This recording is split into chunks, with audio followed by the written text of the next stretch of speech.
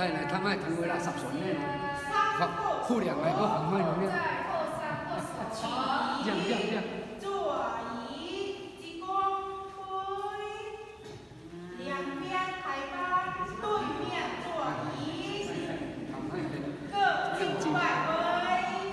อันนี้ทำไมไม่มานี่เปล่าทำไม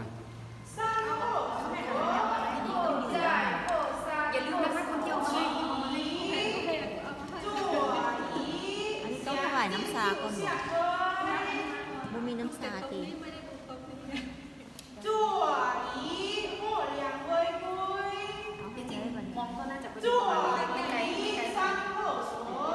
เราต้องเอามาให้วันนี้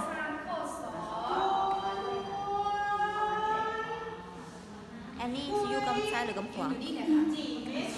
แล้วอยู่กำนี้มาไหมวันนี้พอค่าถ่ายวิดีโอเป็น ถ้าอันนั้นน่าจะก็ต้องสมมุตินะคะสมมุติกิจกรรม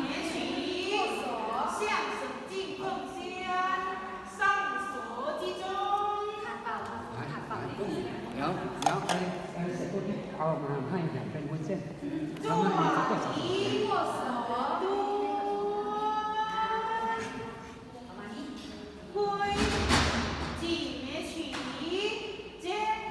อันที่ก็ที่เอาอีกหนึ่งอันให้5,000บริแล้วก็รีบกลับมาเพ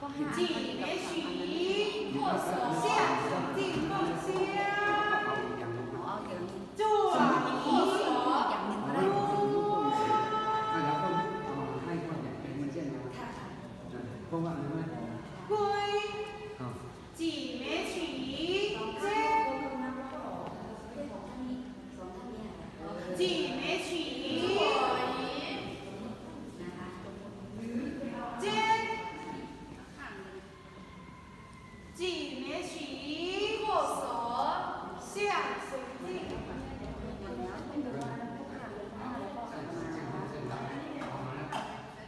เอาอย่างเป็นวุ้นเส้นก็ได้ครับ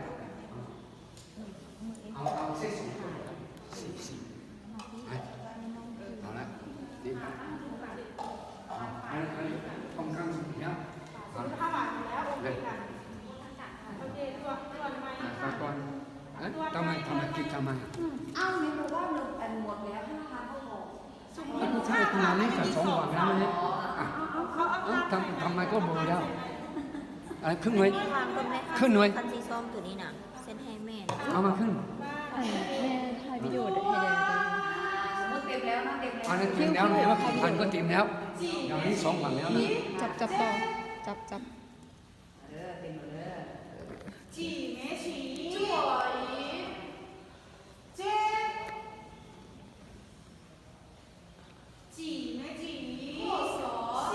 ต้องถามเพียงชื่อว่า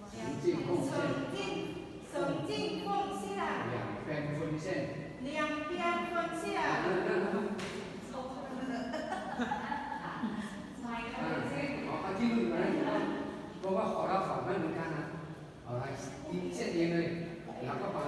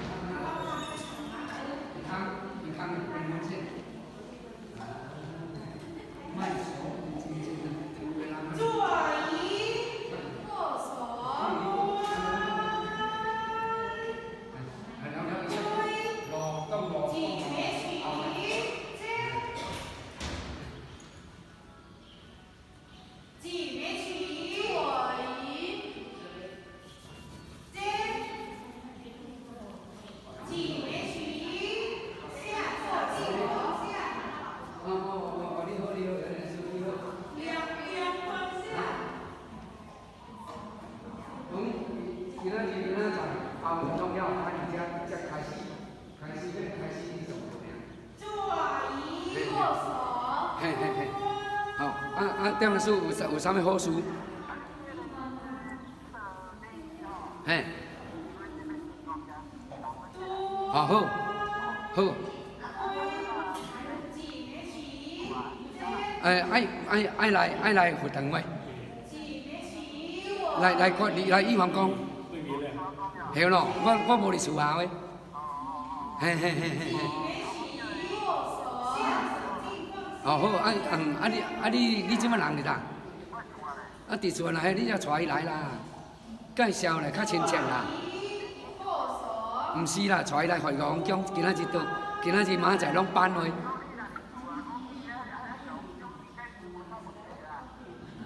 嘿啊，吼，好啦，吼，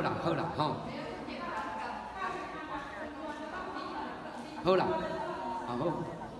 好啦。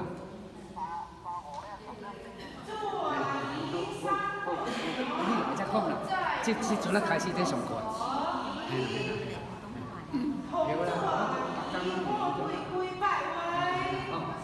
谢谢，你什么事传来你要先讲。10点咱就要先讲啦。